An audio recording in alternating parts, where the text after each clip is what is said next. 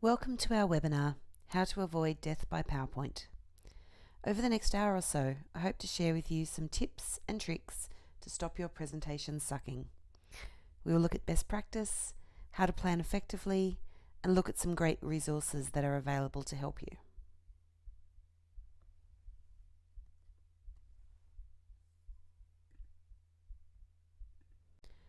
No one likes being bored.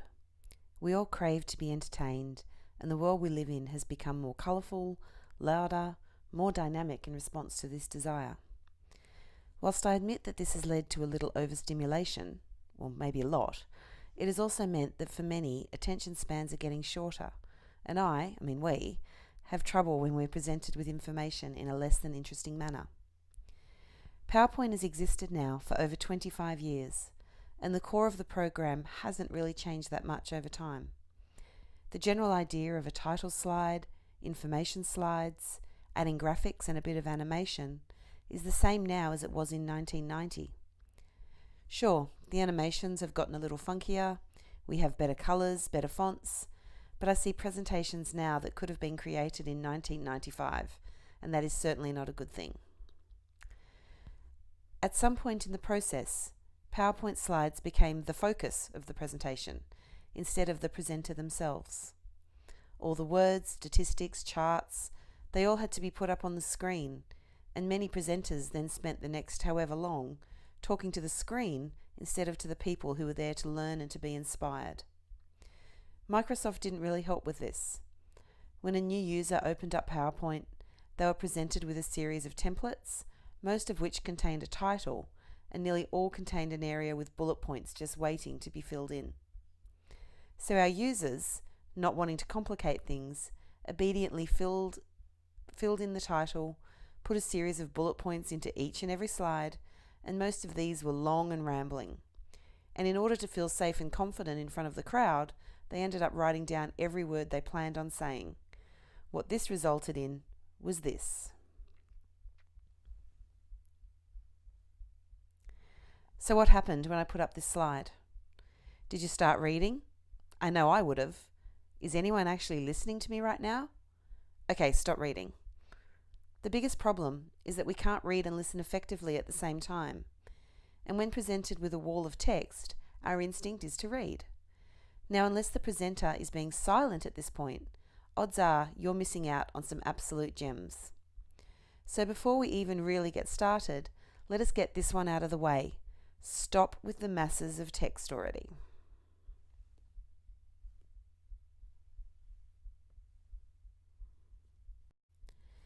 As we head through the following sections, I want you to think a little differently. Just because you have seen things done a certain way doesn't make it the right way. Think about your story, think about your audience, and think about how you are going to tell one to the other. Want to hear something horrifying?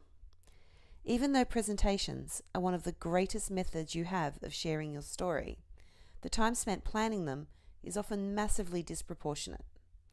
A recent survey suggests that many people spend less than 2 hours planning a 1-hour presentation. This includes the research, generating and organising ideas, creating a storyboard, and inviting feedback from peers and colleagues. Then the slide deck needs to be built, graphics collected, and then the whole thing needs to be rehearsed. There is no way this can be done well in 2 hours. From go to woe, I would suggest allowing about 8 hours per presentation is a more reasonable time frame and will result in a more cohesive and professional delivery. This might seem like a lot of time to invest, but if you hope to inspire and resonate with your audience, it will be time well spent. There are a couple of techniques that you can use to plan out your presentation. One of my tried and true methods is using a stack of post-it notes and a selection of Sharpies. There are a couple of reasons I like this technique. Firstly, there is a lack of permanency to a post-it note, which is perfect when you are playing around with the structure and the order of your presentation. Secondly, the size of a post-it note combined with a Sharpie limits how much you can write on each slide, And this, for a lot of people, is exactly what they need. At most, you are going to get around 10 to 12 words on each post-it note, and this should inform the lack of words on your slide. If you like technology, or if you are working with a group or committee, sometimes technology is the best answer. The best tool I have found for this is Trello. An all-round great planning tool, Trello is great as you can create a card for each slide. They can be grouped into sections and very easily reordered. Trello also has the advantage of being both a web tool and an app, so you can access your plan wherever you are. Once you have your basic slide structure sorted, each card can have graphics added, links listed, and you can even begin to write your notes, which you will use as your presentation. So there are some absolute do's and don'ts when it comes to crafting your presentation. And this is probably a good time to point out that death by PowerPoint can also be death by Keynote or death by Google Slides. The tool you're using has no impact on the quality of your presentation. The quality is going to come from you. Always hate kicking off with a negative, but there is no way around this one. If you read from the screen and your audience can see the screen, they are going to get bored very quickly. As mentioned earlier, if you put words up on the screen, your audience are going to read them. If you're using this time to share an important point, no one is going to hear you. So how do you present an exciting slide and still have your notes accessible and not need to memorize your entire presentation? The answer? Use Presenter View. Found on the Slideshow tab in most versions of PowerPoint, choosing the Presenter View option means that you are seeing something a little different from your audience. In Presenter View, you can see your notes as you present, whilst the audience sees only your slides. There is no limitation to how detailed your notes are. They can literally be every word you're going to say if you feel you need that support. Presenter View also reminds you of what is coming up next, and there are handy features like slide and presentation timers. To add the notes in the first place, just click in the white space under your slide when you are building it and start typing or copy and paste your notes.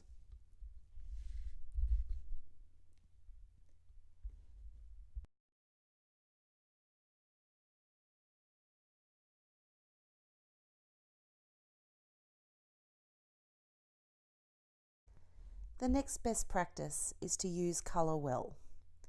Colour is an incredibly personal thing. Everyone has a favourite colour. You might have a brand colour that need to be incorporated into your presentation. Or you might have been given free rein. But regardless of personal taste, bad colour combinations and bad contrast are very real issues when presenting. Check out the following slide, and I promise I won't keep it up on the screen for long. Here we have some classic examples of the mistakes that can so easily be made. Bad contrast at the top, changing colours, bad background gradients. This has the lot. Colour can be so effective when it's used well, and it can assist you in telling your story. Some tips include: create a colour scheme from a photograph to tie the whole presentation. Colour can be so effective when used well, and it can assist you in telling your story. Some tips include: create a colour scheme from a photograph to tie the whole presentation together seamlessly. There are many ways to do this, and I use a great site called color.adobe.com. It allows you to upload a photograph, and then it will create a colour scheme from the image. You can then note down the RGB code for each colour, and this can be used to create a colour scheme in PowerPoint. Let's have a look at it in real life. So this is the website, and as you can see, not a lot going on, but it's ready to accept either some manual input from me, or I can upload an image. So if I click the Create from Image option, I can choose a picture, make sure it's small. There are restrictions in terms of the size it will accept for this. Click on choose. And what it does is it pulls out the colours it thinks you might want from this particular photograph. So you can see it's picked up some skin tone, and it's really loving these magenta pinks and aqua colours throughout the picture. As I move these around, it will actually change my image based on these. So I can actually have a little bit of say as to what parts of the image are actually used. Now if I scroll up a little bit, I can click on the images, click on the pictures, and if I hit save, it's actually going to save this to my account. So I can pull these up in other programs, which is really great as well. Now the other thing I can do in this website is I can just manually put some colours in. So what I've done down here is I've set my base colour. It's a nice tealy, aqua-y green, and I've clicked on the set as base colour option, which is this little triangle here. And it's created and pulled up some other colours that it thinks I might be, willing to use. Now again, I've got a lot of control here, so I can say, if I use the analogous colour rule, here are some other colours. If I choose monochromatic, you can see that it's giving me a whole range of colours quite similar to the initial one I chose. I then have triad, complementary, and compound. And these are all colour rules. So even if you know nothing about design, what this is going to do for you is it's going to pull out colours that absolutely work with that original one you chose. And once you've landed on the colour rule, that is the one that you like the most, I think I quite liked the triad option, you can actually come down to each one and you'll note that it's giving you the RGB colours, the CMYK colours, even the hex colour. So you can actually utilise these for web, for on-screen, or even for print. Now in PowerPoint, the RGB is the code that you're going to want to use. Now back in PowerPoint, if I just swap programs again, usually somewhere within your version of PowerPoint, you're going to be able to create new colours. Now I'm using the Mac version of PowerPoint, so I actually come to my Design tab, go into Colours, and I have a choice down here called Customize Colours. And what this will do is it will let you set all of the different colours that you want to use throughout your presentation. And if I click on any of these to change them, here's my little RGB sliders. So all I would do is I would just pop in the numbers that I had grabbed from the Adobe site, and then it would automatically change these for me. I can save that if I want to use it again. And now I have a colour scheme that I'm fairly confident is going to work up on the screen. It's going to look nice. Colours are not going to clash. Now all I need to think about is what the contrast is going to do. Now the other thing we need to think about, particularly when our slide is up on the screen, is that contrast. So this is how well the foreground colour, usually your text, can be seen against the background colour. Now a great site is called Think Outside the Slide, and it has a great colour contrast calculator. What this does is it lets you put in what you were thinking of using for your background, again using those RGB values, and then putting in what you're thinking of for your text or your foreground colour. Once you put these in, it'll actually show you what that's going to look like, and then it will give you a couple of scores and tell you whether you passed or failed. This is particularly important if you think your audience is already going to struggle to see your screen. Now, whether this is because they're a long way away, whether you're going to be presenting in a really light or a really dark environment, all these things need to be taken into consideration. So try and cover your bases and look at things like, what are my colours, what am I using, and what does that contrast look like?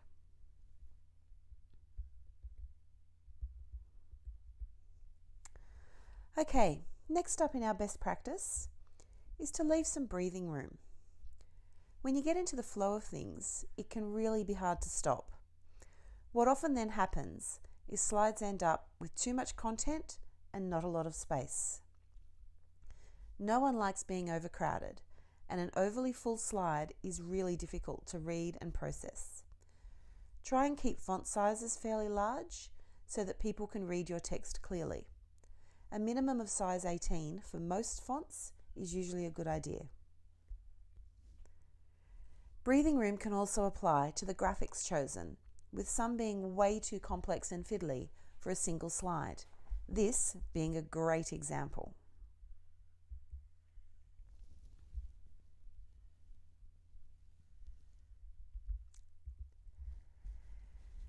Next up, too many words, not enough visuals. We've covered the idea of too much text a couple of times already, but if not a lot of words, what do we use instead? What you may have noticed is that I've tried to use a strong visual on a lot of my slides, particularly the ones where there is something I really want you to remember, such as these best practice slides. A strong visual image has a lot more impact than a lot of words, and it has the added bonus of reinforcing what the presenter is saying rather than just mimicking or repeating. I have found that the best presentations are the ones where I remember the beautiful images, and this then helps me to remember the content and the important points I need to remember. And before I share where to get these great images, another point about them. Make them big. Tiny, piddly graphics in a presentation are so unappealing. Fill the screen where possible, or use half the screen if not.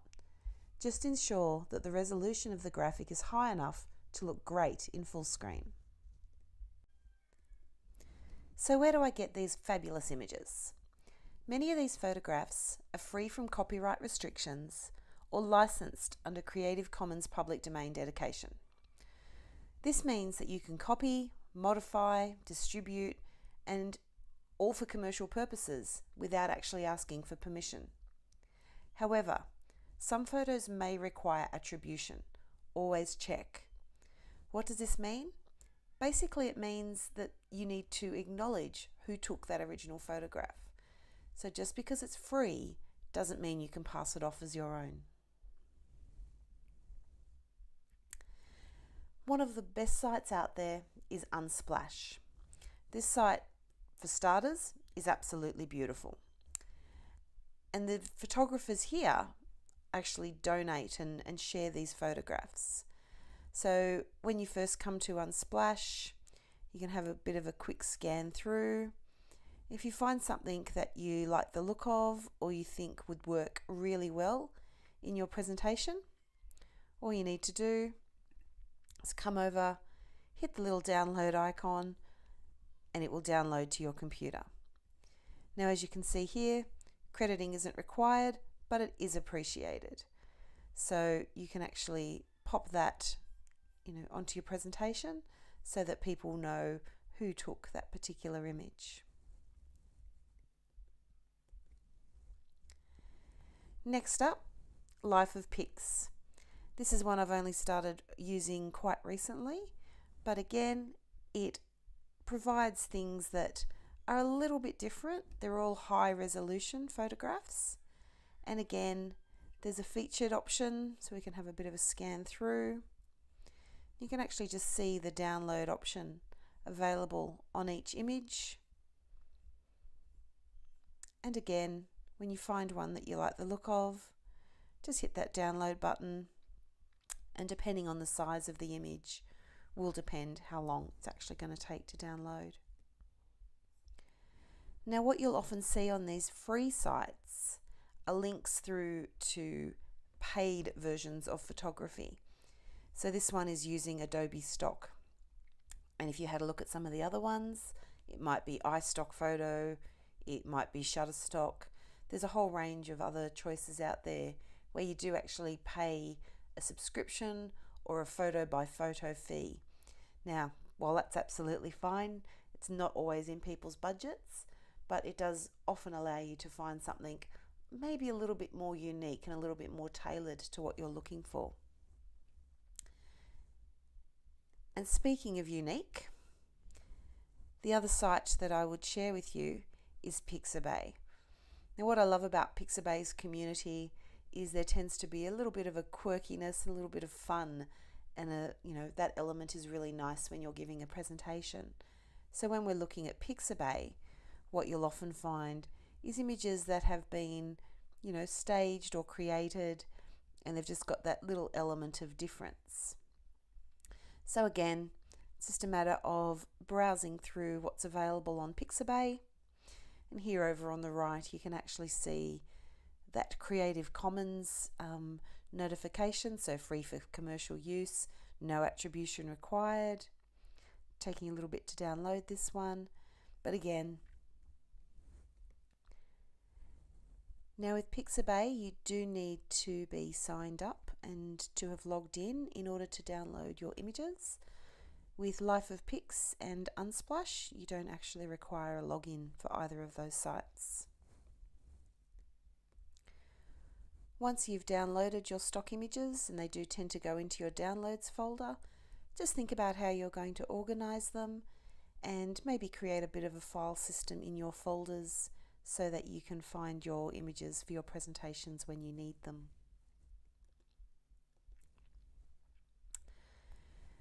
Now, try not to get overwhelmed by the choices on these sites. We're often talking millions upon millions of images available. Most good stock photo sites will have a search feature, and a lot of them even arrange like photos into collections. And Unsplash is a really good example of this. There is a collections tab, and you can actually see all these different options available. Okay, so I've got a bit of a solar eclipse one there, things that are illuminated. You can actually put in your search and come up with collections for your presentation if that's what you're looking for. Another option that you might want to consider, if funds allow, is to hire a photographer to do a brand shoot for your business or organisation. This will provide you with a great library of images that you can use in presentations, on social media, in print material, and more. So you've got quite a few options there when it comes to getting great images. Our next best practice is to use movement carefully.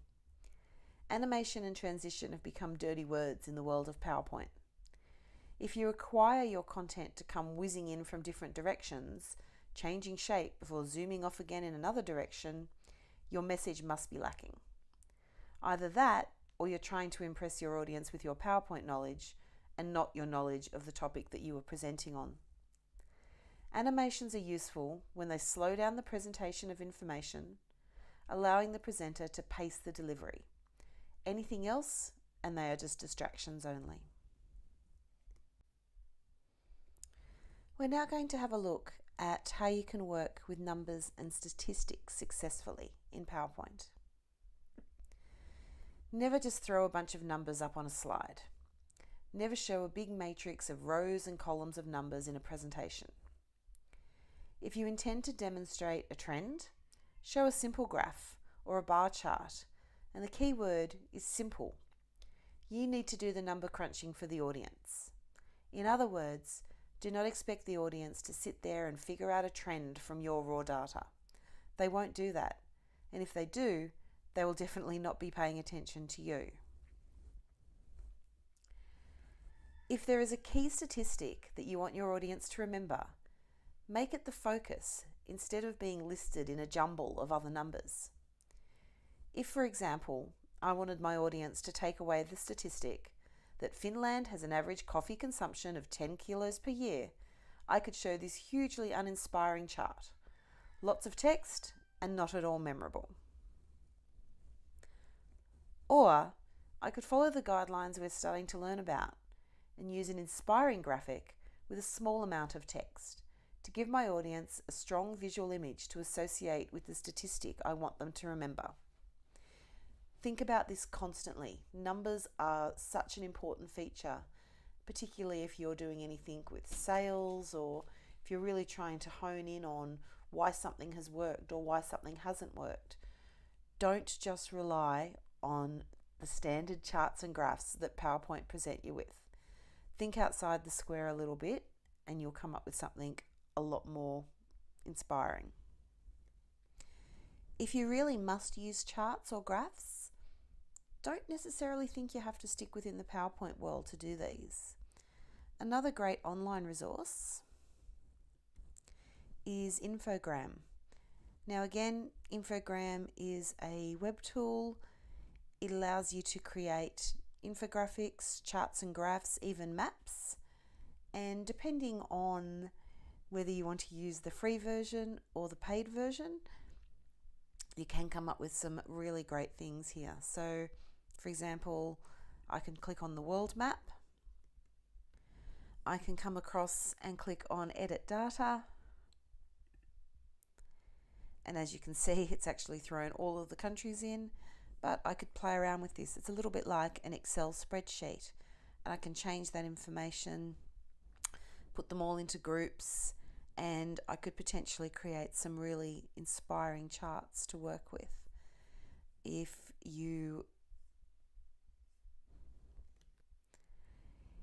you go into the chart or graph category, yes, there's the classics, the bar and the column graphs, things like that, but they let you get a little bit creative as well. And if you scroll down through the categories, we have pictorial, size comparison, some of these great little human graphs that we can create. So there's just something a little bit different. The tree map, again, that's a quite nice one. And you can see pretty much straight away that these have a slightly more inspiring feel about them than just your standard charts and graphs. So Infogram could potentially be something you have a look at if you're trying to present a lot of numbers or statistics. The final section we're going to cover today is looking at the actual presentation itself. This is often the bit that really freaks people out, so we're going to teach you a couple of techniques and a few little great tricks that you can implement when you're presenting.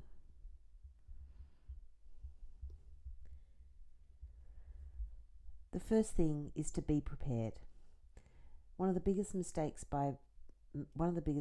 made by presenters is actually just being physically disorganized, doing things like forgetting the data projector, not knowing how to hook up your laptop, forgetting speakers if you need sound.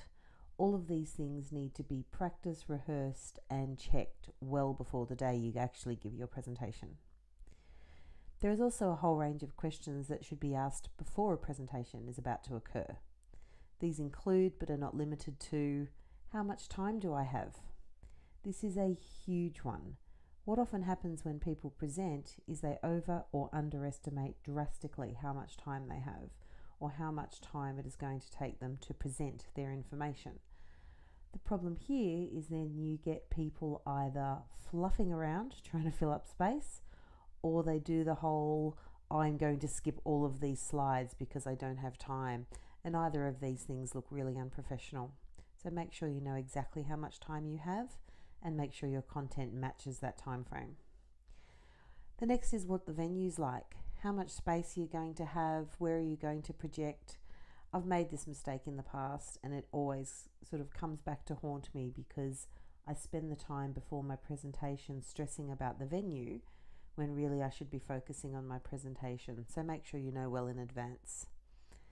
Also think about things like what time of day your presentation is going to be given.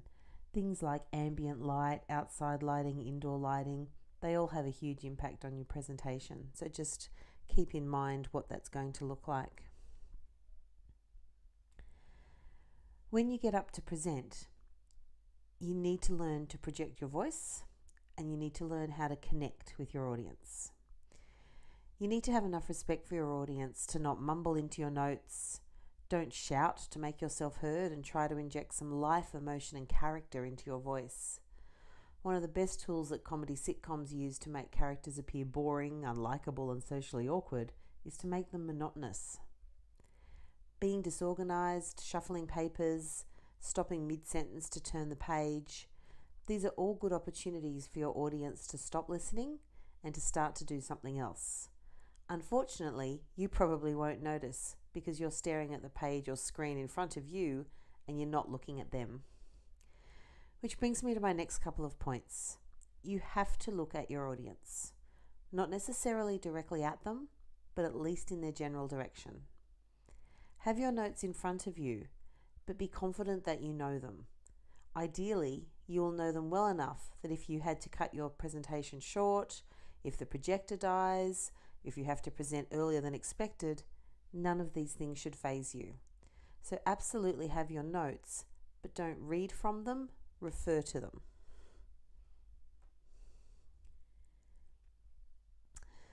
Knowing some valuable keyboard shortcuts can make all the difference with how you look up in front of an audience. Some beauties include B for black screen, W for white screen. These are basically toggle on and off. So white turns it white, W turns the screen white, W turns it back to your presentation, and same for black. You've also got the option to put in any slide number and then enter that to go to a specific slide.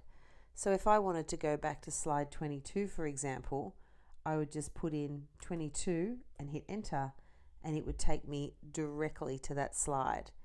To come back to the next one come back to the one I was on, I just type in 31 because that's what slide I was on, and it takes me straight back there. This is a great way to present and it looks really good. It also means that you can sneakily skip a couple of slides and you don't have to sort of, go through all the animations, which is really great. The spacebar is also a really good one for progressing slides, but you don't want to be attached to your laptop either. So if you're going to give a lot of presentations, think about using either a wireless mouse or even a specific presenter mouse that you can walk around the room with. Either of these are going to make you look really great. A clicker for some is a very useful tool. Okay, so these are where you have a laser pointer, you can walk around, you can click from one slide to the next. I don't use these very often. I find myself a little bit tethered to the keyboard, only because I'm often demonstrating how to do things as well. But they do allow you the freedom to move around the room, and a lot of iPhones and iPads now have apps on them that you can actually control your presentation with as well. So the way that these work is that you put the app onto your phone, make sure you're connected to the same network, and what you can actually do is you can physically control your presentation. And some of these even have the added benefit of showing you your notes on that device as well. So you could be walking around the room with your iPad in front of you, your notes are on there, your slides are on there, and you're actually controlling the presentation up on the big screen. Well, thank you for watching our webinar today on how to avoid death by PowerPoint. My name is Anne Maree Kerr from AMK Training and Consulting. Feel free to get in contact if you would like any further information on creating great presentations.